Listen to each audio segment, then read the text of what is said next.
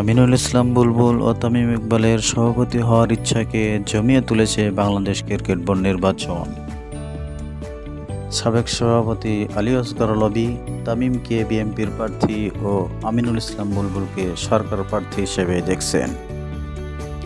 Cricket সংগঠনদের চোখে দুজনই যোগ্য যার যার জায়গায়।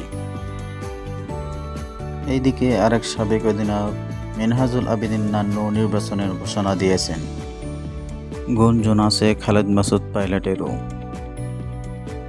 আমিনুল ইসলাম ও তামিম ইকবাল দুজনই দু প্রজন্মের ক্রিকেটার। দুজনই বাংলাদেশ ক্রিকেটের অধিনায়ক ছিলেন। এবার নির্বাচিত হয়ে 4 বছরের জন্য দেশের ক্রিকেট বোর্ডকে নেতৃত্ব দিতে আগ্রহী।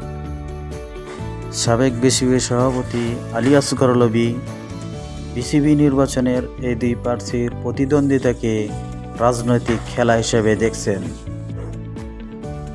ব্যক্তিগতভাবে ইফতেখার রহমান মিঠু জানিয়েছেন, আমাদের সৌভাগ্য এরকম দুইজন ফর্মার ক্যাপ্টেন নির্বাচনের আগ্রহ জানিয়েছেন। তিনি বলেন, নির্বাচনে হেলদি কম্পিটিশনও দরকার। আইসিসিতে আমিনুল ইসলাম বুলবুলের কাজের অভিজ্ঞতা ও গত মাসের কার্যক্রম বিবেচনায় নেবেন ভোটাররা। অন্যদিকে নবীন হলেও তামিমকে নিয়ে আশাবাদী সাবেকরা।